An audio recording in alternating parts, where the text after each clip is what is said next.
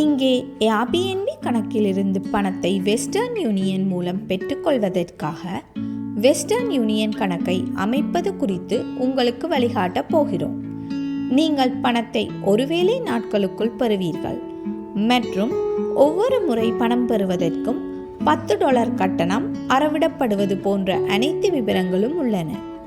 மேலதிகமாக உங்கள் விவரங்களை பார்த்தால் முன்னர் குறிப்பிட்டது போல் இதுவும் அதிகாரப்பூர்வ வங்கி செயற்பாடு என்பதால் அனைத்து விவரங்களையும் குறிப்பாக அடையாள அட்டை மற்றும் வங்கி தகவல்களை சரியாக உள்ளிட வேண்டும்.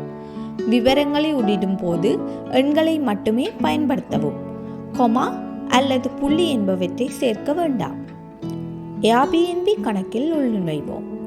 முதலில் ஏர்பிஎன்பி கணக்கில் உள்நுழைந்து ஸ்விட்ச் ஹாஸ்டிங் செல்வோம். வலது பக்கத்தில் உங்கள் ப்ரொஃபைல் பிக்சரை கிளிக் செய்யவும். கிடைக்கும் பட்டியலில் இருந்து அக்கவுண்ட்ஸை கிளிக் செய்யவும். அதன் உள்ளே பேமெண்ட்ஸ் அண்ட் பே அவுட்ஸை காணலாம். பே அவுட்ஸில் இருந்துதான் நமக்கு வர வேண்டிய பணத்தை நாம் எடுக்க முடியும். செட்டப் பே அவுட்ஸ் என்பதை கிளிக் செய்யவும். 3 முறைகளில் இருந்து வெஸ்டர்ன் யூனியன் இன் எல்கேஆரை தெரிவு செய்யவும். வெஸ்டர்ன் யூனியன் கணக்கை உருவாக்குவோம். ஏர்பிஎன்பி கணக்கில் உள்நுழைந்து அட் பே அவுட் மெத்தட் என்பதை கிளிக் செய்து வெஸ்டர்ன் யூனியன் இன் எல்கேஆரை தேர்வு செய்து கண்டினியூவை கிளிக் செய்யவும். பே அவுட் ரிசிப்ட் யார் என கேட்கப்படுவீர்கள். அதற்கு உங்கள் பெயரினை தேர்ந்தெடுங்கள்.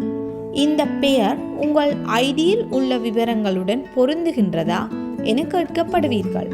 அதற்கு ஆம் என குறிப்பிடுங்கள். பிறகு நெக்ஸ்டை கிளிக் செய்யுங்கள். அதன் பிறகு முகவரி, தபாலன் போன்ற விவரங்கள் உள்ளிட்டு நெக்ஸ்டை கிளிக் செய்யுங்கள். இந்த பகுதி மிகவும் முக்கியமானது. கணக்கில் எவ்வளவு பணம் சேர்ந்த பிறகு நீங்கள் பணத்தை எடுப்பீர்கள் என்ற கேள்வி கேட்கப்படும். குறைந்தபட்சம் $60, அதிகபட்சம் $2000. எனவே அதற்கு இடைப்பட்ட எந்த தொகையையும் நீங்கள் உள்ளிடலாம். இப்போது சப்மிட் செய்யுங்கள். அடுத்து செட்டஸ் டிஃபால்ட் பே அவுட் மெத்தட் என்று சொல்லப்படும். அதாவது இது முதன்மையாக நாம் பயன்படுத்தும் முறையா என கேட்கப்படும். நாம் பல முறைகளை சேர்ந்திருக்கக்கூடும் என்பதாலேயே இது இங்கே கேட்கப்படுகிறது. நீங்கள் விரும்பினால் அதை கிளிக் செய்யலாம், இல்லையெனில் டன்னை கிளிக் செய்யவும். இப்போது வியா ப்ராசஸிங் என்பது திரையில் தென்படும். இச்செயற்பாடு முடிந்ததும் அடுத்து என்ன செய்ய வேண்டும் என்பது பற்றி நமக்கு மின்னஞ்சல் மூலம் தெரிவிக்கப்படும்.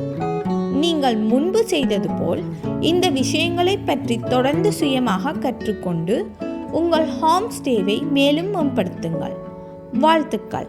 உங்கள் சுய கற்றலை தொடர்ந்து மேற்கொள்ளுங்கள்.